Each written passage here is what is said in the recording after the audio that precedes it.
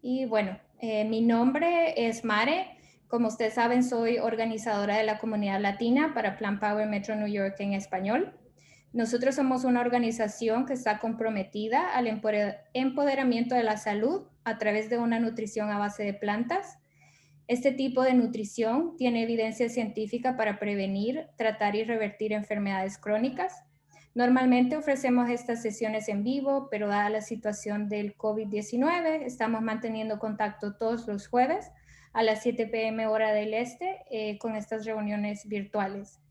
Siéntanse libre de introducirse en el chat, cuéntenos de dónde nos acompañan y si hay algo específico que quisieran aprender esta noche sobre el tema cuidando nuestro cerebro con la alimentación.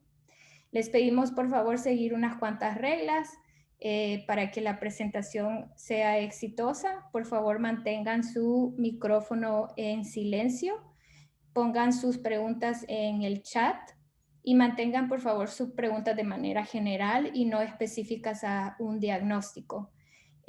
Al final vamos a volver sobre las preguntas del chat y también si nos queda tiempo vamos a abrir el micrófono para que puedan hacer preguntas directas. Esta noche nos acompaña la doctora Celeste Esliman, que es médica neuróloga, nos acompaña desde Argentina. Ella es egresada de la Universidad de Buenos Aires, es miembro fundador de la Sociedad Argentina de Medicina de Estilo de Vida, miembro de Latin American Lifestyle Medicine Association, miembro de la Sociedad de Neurología Argentina, tiene un posgrado de Neuropsicología Clínica de FLENI. También tiene un posgrado en nutrición vegetariana y vegana de la UBA. Es ex jefa de residente servicio de neurología en el Hospital J.A. Fernández. Actualmente está cursando un fellowship en neurología cognitiva en FLENI. Es también docente del curso internacional de especialización en medicina de estilo de vida de la Universidad Ricardo Palma y Latin American Lifestyle Medicine Association. Es jefa de trabajos prácticos del Instituto Universitario de Ciencias de la Salud, colaboradora docente en pregrado en las cursadas regulares de neurología clínica a cargo de la Universidad de Buenos Aires, UBA, y Universidad de Ciencias Empresarias y Sociales, UCES. Pueden seguirla en Instagram, lo vamos a compartir aquí en nuestro chat. Le paso el micrófono a la doctora Celeste, bienvenida, y por favor siéntase libre de introducirse más a profundidad. Gracias. Gracias, Maré, por la introducción. Un poco larga todos los comentarios, pero nada, eso es mi currículum acortado. Bueno, primero, gracias por la invitación y por darme este espacio para contarles un poquito en qué es lo que yo estoy trabajando y qué es lo que estuve investigando y qué es lo que hago en mi práctica respecto a lo que es la prevención y el uso de la alimentación como una gran herramienta para tanto prevenir como tratar distintas enfermedades crónicas. Principalmente, obvio, yo me dedico a la parte de neurología, pero bueno, cuando ustedes ven los beneficios de la alimentación basada en plantas, podemos ver que en realidad afectan y nos protegen contra un montón de enfermedades que afectan todo el cuerpo. El cerebro simplemente es uno de ellos. Bueno, entonces, un poquito para meternos en tema y preguntarnos, bueno, ¿por qué es que vamos a charlar de esto hoy? Esto es importante. Las enfermedades neurológicas, ¿cuáles son las más prevalentes? Es decir, ¿cuáles son las que se dan más a nivel poblacional, a nivel global? Bueno, cuando vemos las causas de muerte, la principal causa de muerte a nivel global son las enfermedades cardiovasculares. Todos conocemos lo que es el infarto de miocardio, todos el infarto de corazón, tener hipertensión arterial o presión arterial, y el ACV, el accidente cerebrovascular.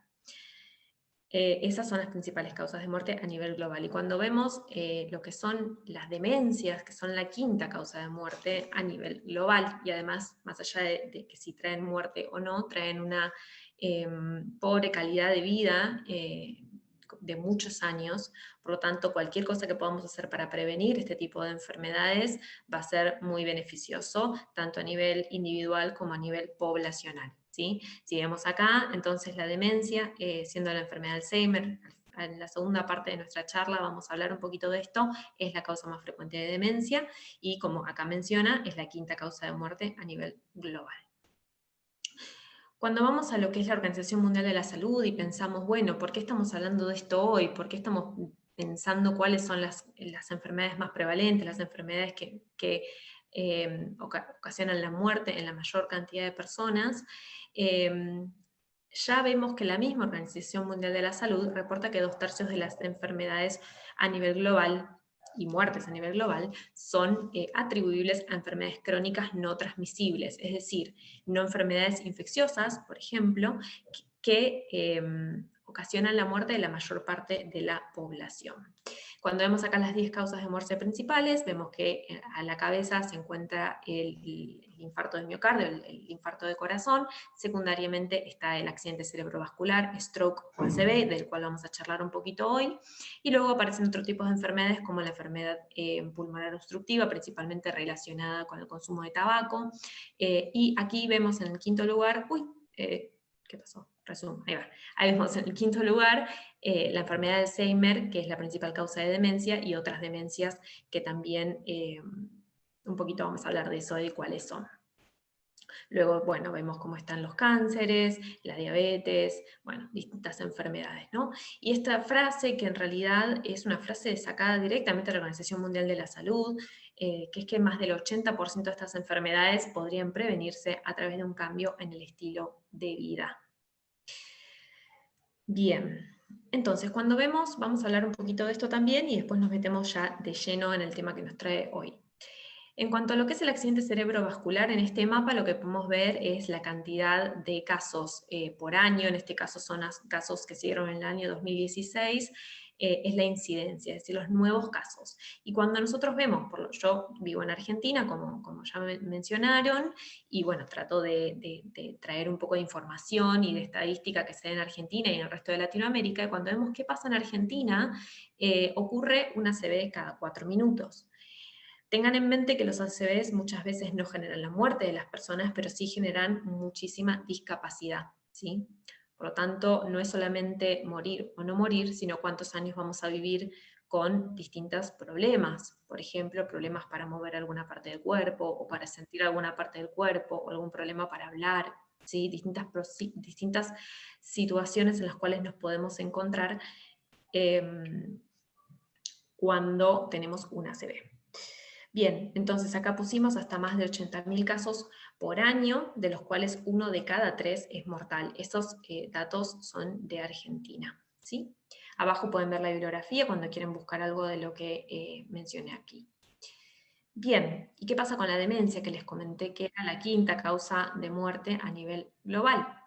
Bueno, en este momento tenemos unos 47 millones de personas viviendo con demencia a lo largo del mundo, y se espera que para el 2050 haya 131 millones de personas, con lo cual el número asusta, ¿sí? Asusta, y es urgente que hagamos algo para prevenir que todas estas personas desarrollen este tipo de enfermedad a lo largo de su vida. Y me refiero a lo largo de su vida, y voy a volver un poquito con esto, porque la demencia se cree que es algo que pasa en la última etapa de la vida, en la tercera edad, y en realidad vamos a ver más adelante de que es una enfermedad que comienza en los años 20, 30, inclusive antes puede llegar a aparecer. Con lo cual la prevención debe hacerse desde el día 0, desde el útero. Bueno.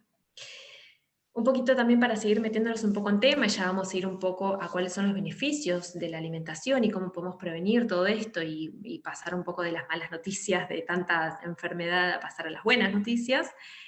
Es este trabajo, que es un trabajo publicado en la revista Lancet, una revista muy reconocida en la comunidad científica, que es una publicación, perdón, que se realizó en el 2019, que trató de identificar cuáles son los factores de riesgo, en realidad, asociados a la mayor cantidad de muertes, relacionados a la alimentación. Lo que se vio fue que, como dice ahí, 1 de cada 5 muertes a nivel global son atribuibles a una alimentación inadecuada. Esto es corrigiendo todo el resto de las cosas, es decir, más allá del peso corporal, más allá de la actividad física, más allá de los hábitos tóxicos que uno pueda tener, más allá del manejo del estrés que uno pueda tener, puramente por la alimentación, 1 de cada 5 muertes se deben a la alimentación. Entonces, podemos trasladar ese número y decir que en el 2017 se produjeron 11 millones de muertes a nivel global debidas solamente a dietas inadecuadas, ¿sí? Y cuando tenemos que buscar, cuando dicen, bueno, ¿a qué se refieren con dietas inadecuadas? Se refieren a dietas principalmente altas en sodio, al bajo consumo de frutas y verduras y al bajo consumo de granos integrales, ¿sí? Siendo las muertes, ahí mencionan las causas, son las que ya estuvimos charlando. En Argentina, por ejemplo, en particular, el consumo de frutas disminuyó un 41% y el de hortalizas disminuyó en un 21%, perdón, en los últimos 20 años. Esto es muy importante porque al mismo tiempo de que se disminuyó en un 40 y en un 20% el consumo de alimentos vegetales que generan y ayudan a prevenir y a mantenerlas, o sea, prevenir enfermedades y a mantener la salud, al mismo tiempo el consumo de gaseosas y de jugos en polvos se duplicó. Con lo cual, venimos pensando que no estamos haciendo las cosas bien. Bueno, ahí tienen abajo, son datos del INDEC, esto es Argentina, pero a nivel global ocurre algo muy similar. Entonces, vengo hablando de el accidente cerebrovascular y les quiero explicar brevemente qué es el accidente cerebrovascular para las personas que puedan quizás no estar tan al tanto de esto. Yo creo que cuando uno piensa en que es un infarto de corazón, mucha gente entiende que se tapa una arteria en el corazón y que eso genera que una parte del corazón no reciba oxigenación, que por eso hay un tejido que no funciona bien. En el caso del accidente cerebrovascular es muy similar y hay distintos tipos de accidente cerebrovascular, uno siendo cuando una arteria se tapa, cuando una arteria se tapa, principalmente porque existe una arteria enferma, una capa que recubre esa arteria enferma, que se deposita colesterol y otras sustancias, y que cuando se produce algún accidente, alguna pequeña rotura, puede taparse, o puede ser, y tapar, todo el tejido cerebral que recibe esa irrigación, o sea, que recibe el oxígeno a través de esa arteria, no lo está recibiendo, por lo tanto, si eso se prolonga en el tiempo, ese tejido va a fallecer, ¿sí? Ese tejido va a morir, se va a destruir. Eso es un tipo de ACV, y el otro tipo de ACV es cuando una arteria directamente se rompe y lo que se pasa es que se derrama sangre, ¿sí? Que es esto que podemos ver acá, en un área tanto privada de sangre como una zona directamente con hemorragia. En ambos casos lo que va a pasar es que va a haber muerte neuronal, ¿sí? Bueno, entonces, un poquito lo mismo que charlamos. ¿Por qué estamos hablando de esto hoy? Bueno, el 80% de todos los ACVs se pueden prevenir, principalmente a través de un cambio en el estilo de vida, ¿sí? Esto es del American Heart y del American Stroke Association, que es el colegio americano, que es la entidad más importante que los neurólogos, en la que los neurólogos nos basamos para tomar nuestras decisiones. Bien, entonces, ¿existen factores de riesgo que de controlarlos podríamos evitar esta enfermedad y otras? Esto es algo muy importante y es un poco de lo que va la charla de hoy, porque si no, son todas malas noticias, ¿no? Yo les planteo que hay una ACV cada 4 minutos, bueno, ¿qué podemos hacer por eso? Bueno, este trabajito es un trabajo muy lindo, que es del 2016, también de la revista Lancet, que es un estudio que se llama InterStroke, que se realizó en 32 países, es un estudio muy importante porque justamente está realizado en muchos países y que contó con muchísimos participantes, que describe que el 90% del riesgo de tener una ACV está asociado con 10 factores de riesgo potencialmente modificables. Esos factores de riesgo potencialmente modificables es la hipertensión, la diabetes, el sobrepeso, la obesidad, el sedentarismo, el tabaquismo, la mala dieta. Hablando de mala dieta, ellos mencionan una dieta pobre en vegetales y alta en alimentos de origen animal, consumo de alcohol, factores psicosociales, problemas de colesterol y enfermedad cardíaca. Entonces, esto, si uno pudiera controlar estos factores, estas enfermedades que muchas veces comparten los factores de riesgo y la causa, ¿sí?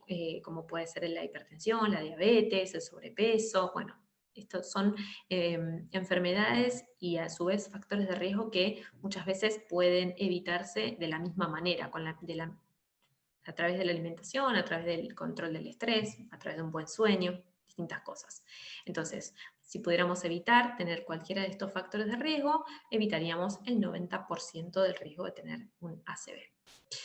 Y otra vez hablando un poquito de la situación en Argentina, simplemente para mencionarlo muy por arriba, es que nuestro país hizo una encuesta, la cuarta encuesta nacional de factores de riesgo que se publicó en el 2018, y lo que nosotros vemos en nuestro país es algo que se comparte muy similarmente en el resto de Latinoamérica, es que el consumo de tabaco es bastante alto, el 22%, el sobrepeso y la obesidad es del 66%, es decir, que casi 7 personas de cada 10 en Argentina tienen sobrepeso u obesidad, el colesterol, la hipertensión arterial, casi un 30%, con lo cual lo mismo, estamos hablando de un 30% de hipertensión arterial y de dislipemia o colesterol elevado en la población, y mucho consumo de alcohol también, muchísima diabetes también, pero cuando vemos acá, el consumo de frutas y verduras es del 6%, es decir, que solamente el 6% de la población consume las 5 porciones de frutas y verduras que están recomendadas en las guías de alimentación, tanto en las del país Argentina como en otros países.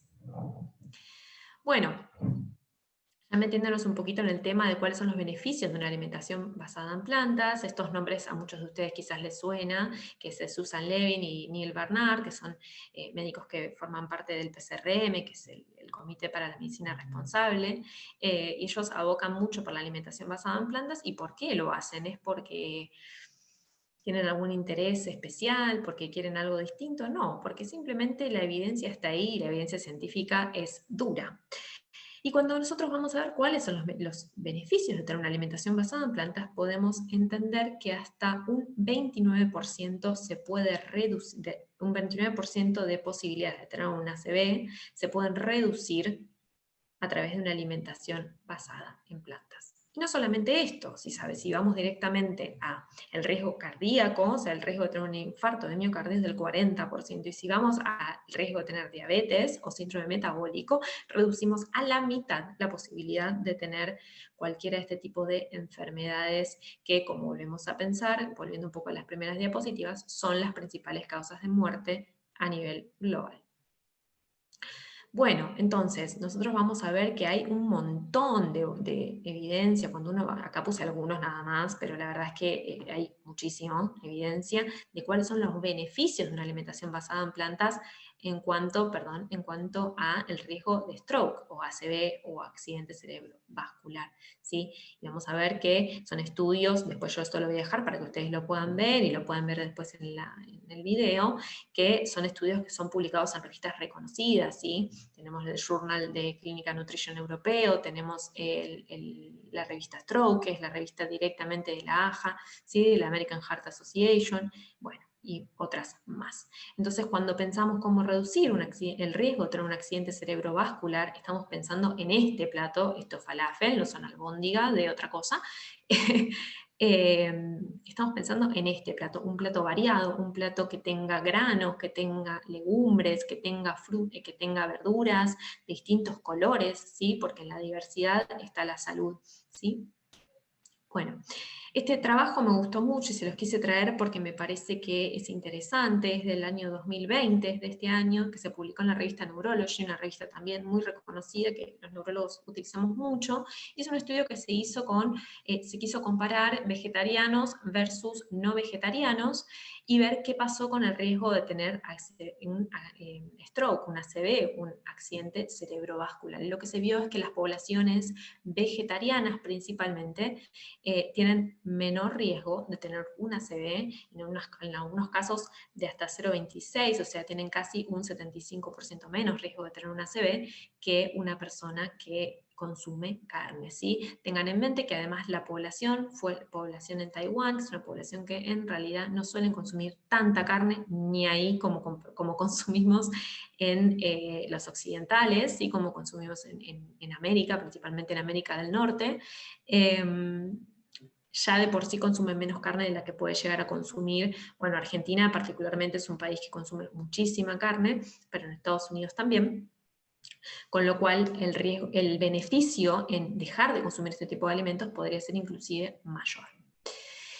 Y cuando vemos entonces qué pasa con la carne, digamos, sabemos que la alimentación basada en plantas previene y ayuda a prevenir el riesgo de tener, o sea, reduce el riesgo, la posibilidad de tener un accidente cerebrovascular, pero ¿qué pasa con la carne? ¿Es necesario evitarla del todo? ¿Qué pasa? ¿Es todo lo mismo? Bueno, en este estudio, que también es del Journal de Stroke, del 2016, lo que concluye es que, básicamente no deberíamos consumir ningún tipo de carne procesada, de ningún tipo. De hecho, dice, el riesgo incrementa con 0 gramos de carne procesada, es decir, una hamburguesa no. Ya incrementa el riesgo de tener un accidente cerebrovascular con cualquier tipo de consumo de carne procesada, y tampoco deberíamos consumir en exceso carne roja, fresca, dicen aquí, más allá de las connotaciones éticas que cada uno podría llegar a tener, y ni hablar de lo ambiental, ¿no? Bueno, ni hablar no, es lo mismo. Digamos, más allá de que ya no hay planeta para seguir consumiendo carne, y mucho menos este tipo de consumo que estamos queriendo tener, y a nivel que la población sigue creciendo y cada vez vamos a hacer más, menos posibilidad todavía, porque no hay planeta que alcance. Pero más allá de eso es un comentario aparte, fuera de la charla académica. Estamos hablando de que ellos recomiendan hasta entre un 50 y un 70 gramos de carne que se pueda llegar a consumir por día. Piensen que una hamburguesa pesa más o menos unos 150, depende, gramos, ¿sí? O sea, es imposible, no sería casi nada lo que se recomendaría que se pudiera comer para evitar tener este riesgo. Bueno, ¿y qué pasa entonces con, o sea, mencionamos ese artículo, pero también hay otros artículos que relacionan el consumo de carne, y también particularmente cuando se quiso evaluar el consumo del hemo de la carne, porque muchas veces existe esta creencia de que si uno no consume carne va a estar anémico, no va a tener hierro, le van a faltar nutrientes, le van a faltar proteínas. Bueno, cuando se quiso ir a evaluar esto, más allá de que hay harta evidencia de que los vegetarianos y veganos no son más anémicos que la población omnívora, si bien sí somos muy anémicos, pero porque la población global es muy anémica en general, o sea, tiene una alta prevalencia la anemia, no la tiene más en poblaciones vegetarianas, veganas, o en personas que siguen patrones basados en plantas, flexitarianos. No tienen mayor riesgo de tener, o sea, no tienen mayor prevalencia de tener anemia, ¿sí?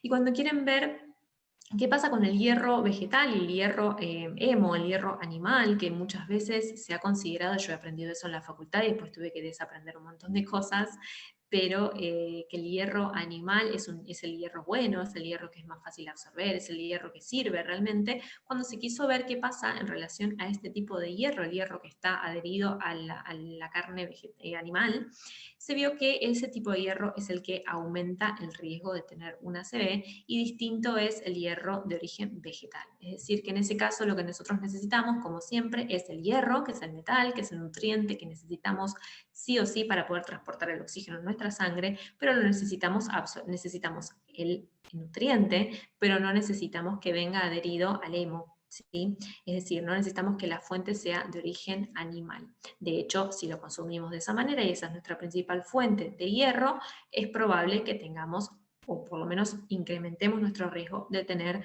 un accidente cerebrovascular. ¿Sí? Y cuando vemos acá en este artículo, que es muy interesante, lo dejé ahí por si después lo quieren buscar, quisieron comparar la proteína animal y el riesgo de stroke. Vamos a ver que cuando la proteína, el origen es vegetal, el riesgo de tener un stroke es menor. Bueno, ¿y qué dicen las guías americanas? Como ya les comenté, utilizamos mucho las guías, todos los médicos hacemos esto en nuestra práctica clínica, son las guías clínicas básicamente, que hablan de cómo prevenimos entonces el stroke, cómo prevenimos tener un evento cerebrovascular. Y cuando vemos a las recomendaciones nutricionales, vamos a ver que lo que recomiendan es, por supuesto, tener una dieta baja en sodios, y principalmente en personas que además tienen hipertensión arterial, que es el principal factor de riesgo para tener una ACV. Ellos sugieren una dieta DASH, que es una dieta que se hizo justamente, la dieta para evitar la hipertensión arterial, y que hace énfasis en el consumo de frutas, de vegetales, ¿sí? Y en este punto, que me interesa muchísimo, dice una dieta que es rica en frutas y vegetales, y por lo tanto es alta en potasio, ¿sí? Beneficia la salud y reduce el riesgo de tener un ACV. Entonces, menos sodio, más potasio, el potasio viene en los vegetales, ¿sí? Más vegetales, más colores, menor riesgo, perdón, cardiovascular y por lo tanto de tener un accidente cerebrovascular, ¿sí? Aquí hablan de esto de la dieta mediterránea, que vamos a ir un poquito en eso ahora. La dieta mediterránea suplementada con nueces, podría también ser beneficiosa. Esto viene en realidad a través de un trabajo que se hizo sobre la dieta mediterránea suplementada con nueces y con aceite de oliva versus no, y se vio que el riesgo de tener un accidente cerebrovascular es menor en las personas que consumen dieta mediterránea con nueces.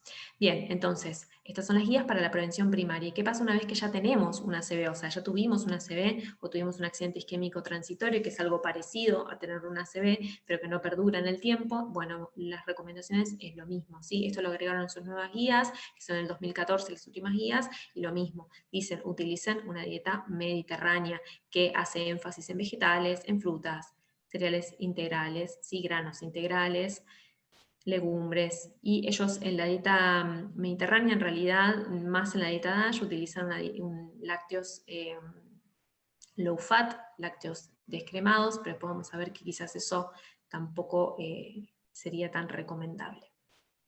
Bien.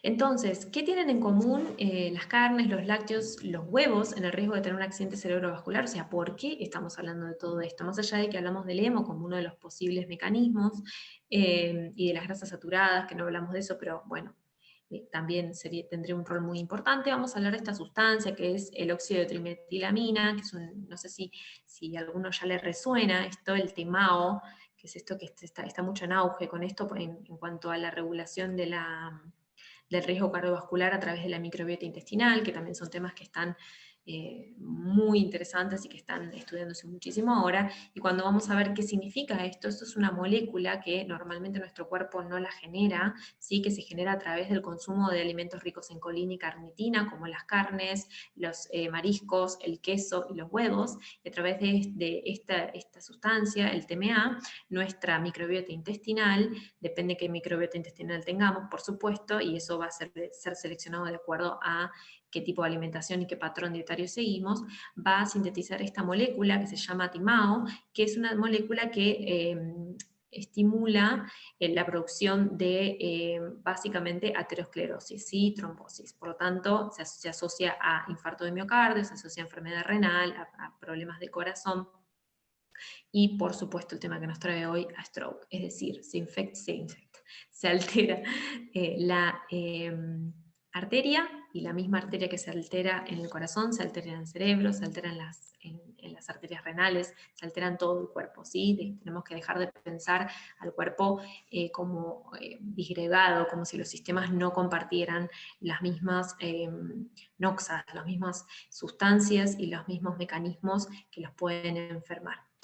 Bien, entonces cuando vemos que no solamente el consumo de estas sustancias a través del consumo de huevos, de lácteos y de carnes aumentan el riesgo de tener un accidente cerebrovascular, como lo vemos aquí en el gráfico a la izquierda, también incrementa el riesgo de que este ACV, si llegáramos a tenerlos, sea de mayor gravedad. Con lo cual esto también es muy importante. Tengan en mente que el ACV es la segunda causa de discapacidad a nivel mundial, con lo cual no es lo mismo tener una ACV, nosotros le decimos ACV minor, es una ACV que no genera tanta discapacidad o no tiene tanto impacto en la funcionalidad de la persona, que tener una ACV que deja mitad del cuerpo que uno no la puede mover o que no puede hablar, ¿sí? Tengamos en mente que entonces esta sustancia que podemos tener en nuestro cuerpo, si llegáramos a tener un accidente cerebrovascular, es posible que se relacione a tener uno de mayor gravedad.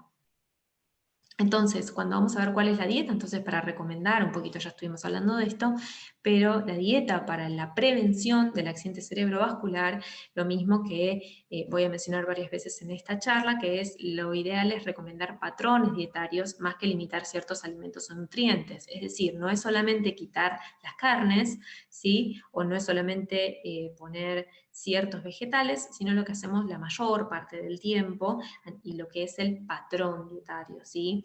La idea siempre va a ser consumir una dieta que sea alta en vegetales, alta en frutas, frutas, que sea alta en en consumo de semillas, de legumbres, de granos que sean integrales para poder incorporar todos los nutrientes que tienen en los granos integrales, para poder incorporar la fibra, ¿sí? Y todos estos nutrientes y todos estos alimentos que estamos consumiendo deberían tratar de ser mínimamente procesados o no procesados, ¿sí? No estamos hablando de alimentos, de cosas que vengan en paquetes sintetizados, creados en un laboratorio de alguna marca millonaria, sino que alimentos como una banana, una manzana, un fruto rojo, ¿sí? Un poroto, una lenteja. Nada más sustentable y nada más barato y sano para la población. Bien, entonces cada vez más las guías alimentarias alrededor del mundo recomiendan este tipo de patrón, ¿sí? Una dieta mayormente basada en plantas. Hay distintos tipos, como ya estuvimos mencionando un poquito la dieta mediterránea, la dieta DASH, que es lo que estuvimos hablando antes, y la recientemente descrita dieta MIND, que ya vamos a hablar un poquito de eso también, pero básicamente cuando uno piensa qué es positivo y qué es negativo en cada una de estas dietas, todo lo que sea más vegetal o más tendiendo a lo vegetal es lo recomendado, ¿sí? Bien, este señor que vemos acá en la tapa de el dibujo este que vemos en la tapa de la revista Time, es Ansel Keys, que se le llama el padre de la dieta mediterránea, es un señor que impulsó un estudio muy importante de factores de riesgo cardiovascular, que es el estudio de los 7 países. No importa, no vamos a entrar en detalle por eso, pero me gustó mucho esta frase que él dice, que dice: el corazón de esta dieta es mayormente vegetariana y difiere en la dieta americana y del norte de Europa, en que es mucho más baja en carnes y lácteos y usa fruta como postre. Bien, entonces, ¿cuál es? Esta pregunta me gusta y me parece que es interesante que todos los profesionales de la salud y todas las personas, porque todos tenemos riesgo de tener este tipo de enfermedades, nos hagamos, ¿no? ¿Cuál es la dieta entonces para recomendar? Y la dieta para recomendar entonces debería ser una dieta que limite o directamente evite todos los alimentos de origen animal, ¿sí? Y que debería tener un gran consumo entonces de granos integrales, de vegetales, frutas, legumbres, y ellos mencionan también, bien fieles a la dieta mediterránea, el aceite de oliva. Y esta frase también me pareció linda, que dice: para poder lograrlo, los pacientes necesitan pensar el día libre de carne, por ejemplo, el lunes libre de carne, no como un castigo, sino como un día de clase de cocina gourmet. Divertirse aprendiendo a hacer que la comida sana sea deliciosa. Bueno, creo que hasta acá un poquito vamos, son varias cosas que vamos a charlar, después al final va a haber un momento de preguntas, lo que me quieran preguntar no hay ningún problema, pero vamos a la segunda parte de nuestra charla, que era algo que no quería dejar de comentarles, porque es algo que charlamos al principio de qué pasa con la mente, ¿sí? Y antes de empezar a hablar un poquito de cómo prevenir la enfermedad de Alzheimer o el resto de las demencias, vamos a dejar algunos conceptos en claro que siento que a veces hay un poco de confusión. Mismo entre los profesionales de la salud de confusión. Entonces vamos a entender algunos conceptos. Cuando nosotros pensamos en la cognición, y vamos a hablar mucho de esto, la cognición, el deterioro cognitivo, la demencia como el estadio final del deterioro de la cognición. Bueno, pero ¿qué es la cognición? La cognición básicamente es cómo nosotros podemos interpretar al mundo, ¿sí? ¿Qué pasa? ¿Qué es lo que estamos percibiendo del mundo? ¿Qué hace? Eso lo comparamos con nuestras experiencias previas y generamos un juicio, generamos una interpretación de lo que está pasando, ¿sí? Y cuando nosotros vamos específicamente a lo que son los distintos dominios de la cognición, vamos a ver que se encuentra tanto la atención, como ustedes que están prestando atención a lo que yo estoy diciendo, el aprendizaje, también estamos aprendiendo, la toma de decisiones, es decir, el juicio, y la capacidad de decidir qué es lo que queremos, la memoria, esto es un tema que vamos a hablar un montón, de la memoria, la capacidad de resolver problemas, el razonamiento y por supuesto también los sentimientos, ¿sí? Entonces, este conjunto de dominios son la cognición. ¿Y qué pasa cuando esto entonces no está funcionando bien? Y ahí vamos a hablar un poquito entonces de qué es el deterioro cognitivo, que es cuando lo que charlamos recién no está funcionando bien. El deterioro cognitivo entonces es el trastorno tanto en la memoria, puede haber un trastorno en el planeamiento, en el razonamiento, en la organización, en el juicio, en la velocidad en la que pensamos o podemos hacer las cosas, ¿sí? En cómo es el lenguaje, cómo está nuestra atención. Es muy diverso, ¿sí? Pero quiero que se entienda esto porque, nuevamente, siento que hay mucha confusión. de que tener deterioro cognitivo no significa tener demencia, ¿sí? La demencia, cuando hablamos de demencia, es el estadio final del deterioro cognitivo, pero no es el camino único, no es que todo deterioro cognitivo va a ir hacia demencia, ¿sí? Hay muchas cosas que podemos hacer y de esto va un poco la charla para que no pase eso, ¿sí? La demencia entonces es el estadio final del deterioro cognitivo e implica un impacto en la funcionalidad, en la independencia de la persona para realizar distintas actividades. Como para dar un ejemplo, una persona que tiene una demencia es una persona que no puede vestirse sola, no puede hacer las compras, no puede cocinarse, no puede bañarse, ¿sí? Muchas veces le cuesta hablar, se olvida de las cosas, ¿sí? Pero esto le genera tanto impacto que termina por no poder trabajar, ¿sí? No puede relacionarse muchas veces con otro.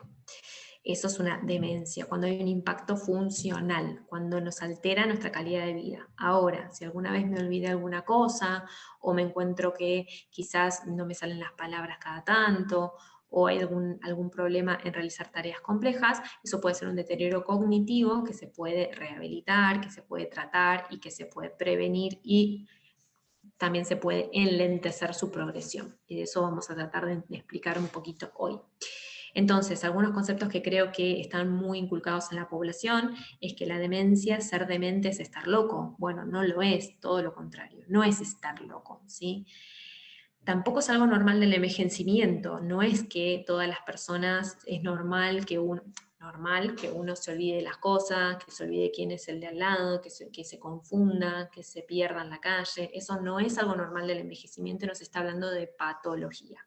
Y esto que es muy importante es que la demencia no tiene cura. Al día de hoy, si bien hay muchos fármacos que se están estudiando, en los últimos 20 años se han probado muchos y ninguno ha logrado curar la demencia. Y ahora vamos a tratar de explicar por qué es que no se puede curar la demencia.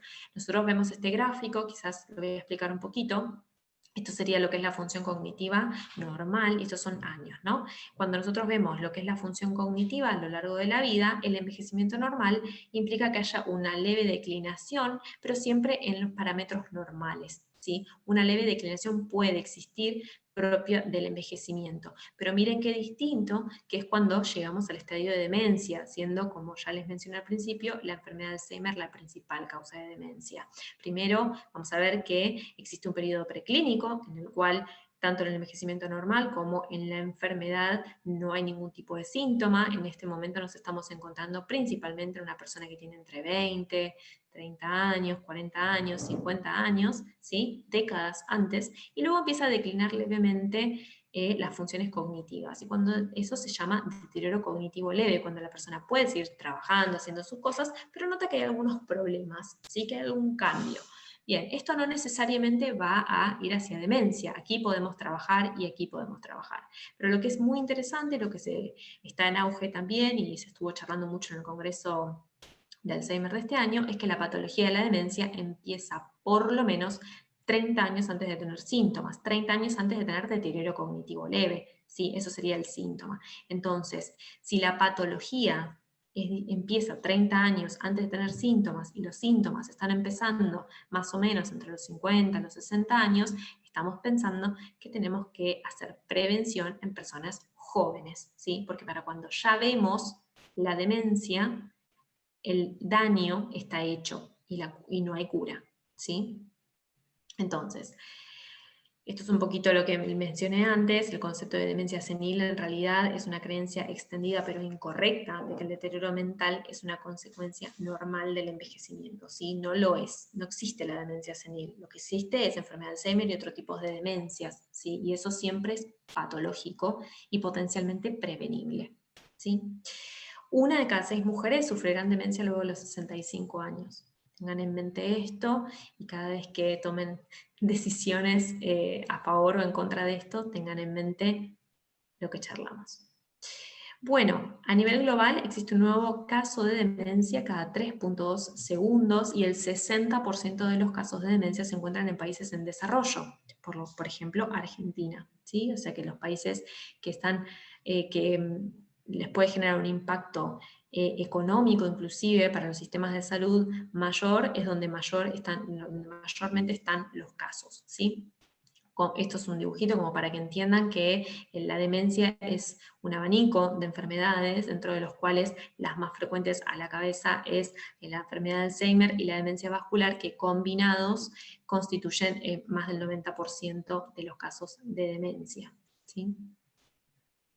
Entonces, cuando se piensa en la enfermedad de Alzheimer, yo creo que hay como muchos conceptos de que es una enfermedad genética, de que porque algún familiar lo tuvo yo lo voy a tener, y en realidad cuando vamos a la genética pura, vamos a ver que hay 3 genes que están, por lo menos 3 genes que están al día de hoy descriptos, que son causales de enfermedad de Alzheimer. En realidad, bueno, no me voy a meter en detalle con el tema de la genética, pero básicamente generarían, o serían los culpables, por decirlo de alguna manera, del 1 al 3% de todos los casos. Si estamos hablando de que vamos a tener 135 millones de personas viviendo con demencia en el 2050, claramente que todos esos casos no son por un gen heredado, ¿sí? Son por el estilo de vida. Entonces, el principal factor de riesgo es la edad, por una cuestión de daño acumulado. Si estamos hablando de que la enfermedad de Alzheimer empieza décadas antes de tener síntomas, por supuesto que cuanto más años acumulamos, más daño se acumule, más posibilidades de desarrollar síntomas. Y los otros factores de riesgo para desarrollar este tipo de enfermedad son factores modificables.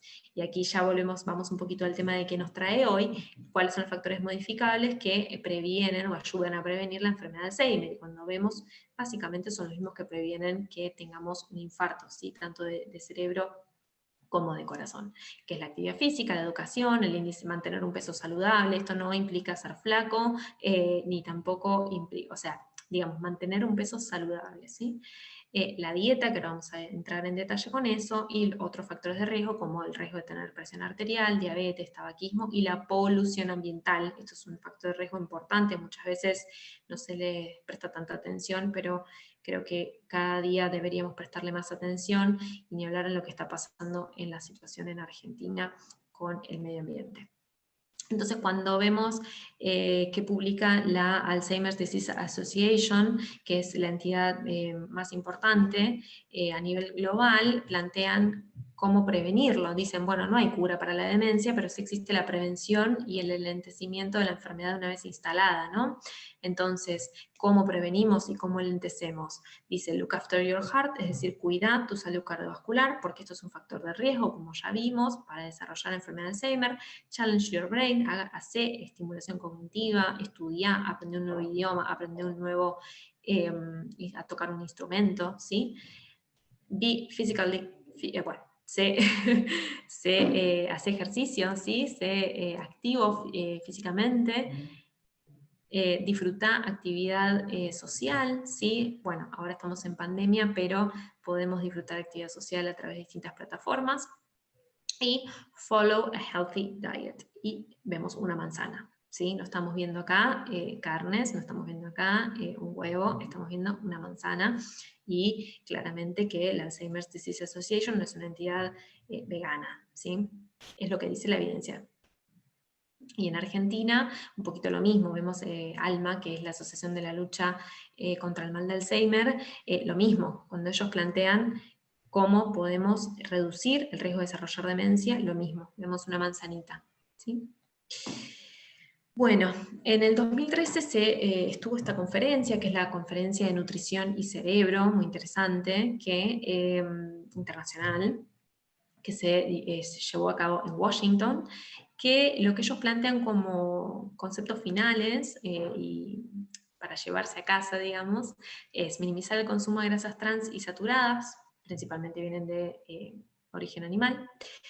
Los vegetales, las legumbres, las frutas y los granos integrales deberían reemplazar a las carnes y productos lácteos como materia prima de la dieta.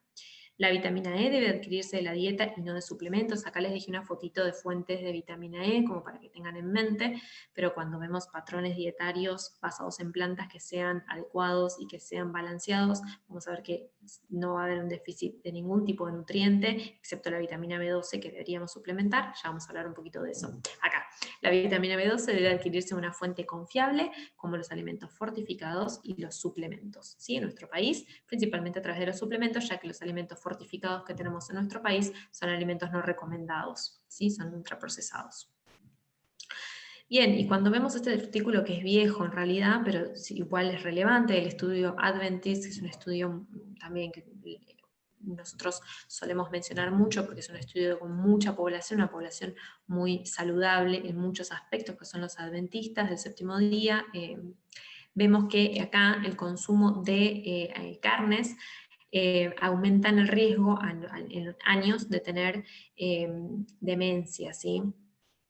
En este caso se hizo en 3.000 sujetos y los que consumen carnes, y esto me parece interesante, que también incluía los que consumían aves y pescado, tenían el doble de riesgo de desarrollar demencia que los vegetarianos.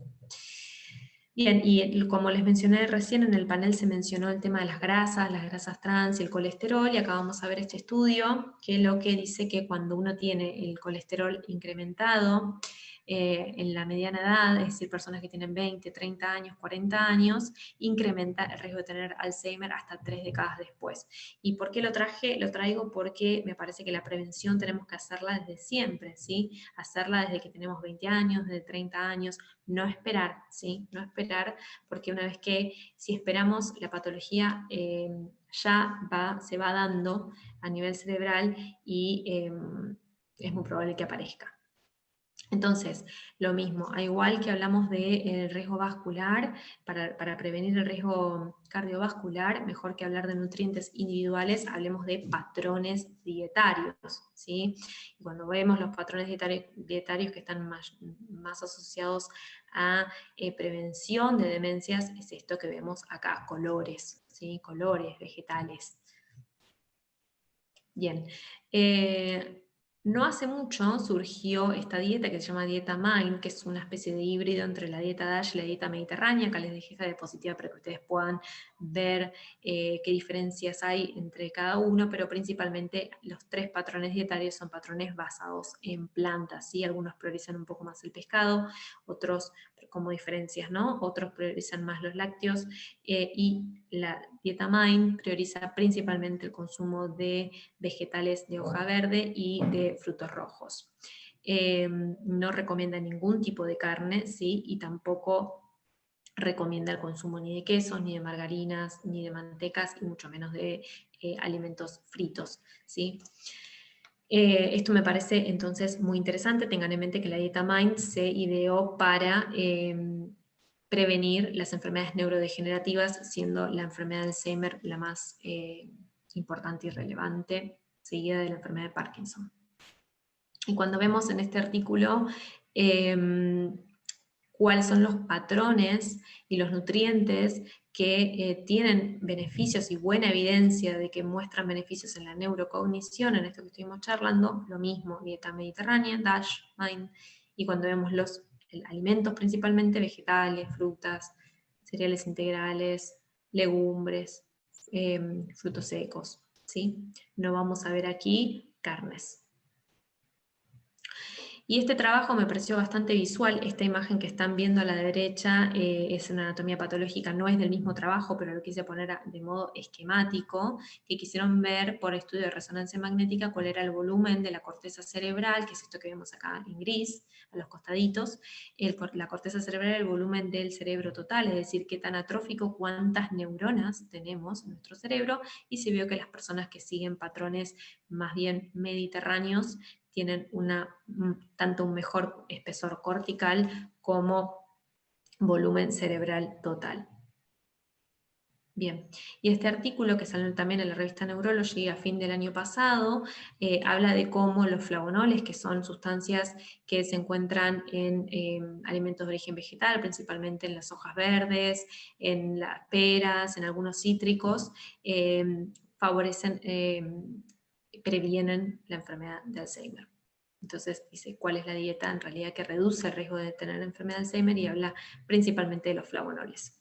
Y este es el mismo trabajo, vemos estas curvas de Kaplan-Meier de supervivencia, que vemos que a medida que consumimos mayor cantidad de estos alimentos, como los que están acá, como el cal, el brócoli, las coles de Bruselas, reducimos nuestro riesgo de enfermedad de Alzheimer. A mayor consumo, hasta una reducción del 48% de posibilidad de enfermar de esta enfermedad tan devastadora. Y ya terminando, existe muchísima bibliografía que además relaciona que los factores de riesgo cardiovascular, más allá de que la demencia vascular existe y es muy también prevalente como causa de demencia, además es un factor de riesgo independiente para tener enfermedad de Alzheimer. Por lo tanto, el control de los factores de riesgo cardiovascular es muy importante y vital. Bueno, bien, acá hay más de este tipo de información para que ustedes puedan ver después con tranquilidad. Bien, y esta imagen me parece importante. ¿Por qué? Porque nosotros podemos elegir si queremos ser esta persona que no entiende quizás dónde está, que tiene distintos lagunas, que tiene distintos compromisos en su funcionalidad y su independencia, o podemos elegir ser estas personas en nuestras últimas décadas de vida. Entonces, no toda dieta vegetariana o vegana es indefectiblemente saludable. Esto también me parece algo importante y es el concepto para terminar esta charla, porque a veces pensamos que porque dejamos de consumir alimentos de origen animal eso es suficiente, y en realidad lo que es suficiente y lo que es necesario es elegir una dieta que sea balanceada, que tenga fuentes seguras de vitamina B12, principalmente a través de suplementos en nuestro país, que tenga buenos niveles de vitamina D, omega 3, hierro. Por un tema de tiempo no pasamos por cada uno de esos nutrientes, pero bueno, en mi Instagram yo posteo normalmente información al respecto para ampliar un poquito el tema, y que sea siempre mínimamente procesada o no procesada, es decir, hay que evitar los alimentos ultraprocesados. Bien, bueno, visto que la charla ha durado un buen rato y que deben estar así todos, les dejo con mi última diapositiva, que son mis animales, mis compañeros en realidad. Y este mensaje para finalizar, que dice: adopta, no compres. Adoptar un compañero de vida es algo muy hermoso y enriquecedor para todos. Y bueno, nada, un poquito dejar, ese es mi mensaje final. Bueno, muchas gracias y espero sus preguntas. Muchas gracias, doctora Celeste. Excelente presentación, muy, muy informativa. Nada más, los esperamos la próxima semana. Muchas gracias y buenas noches.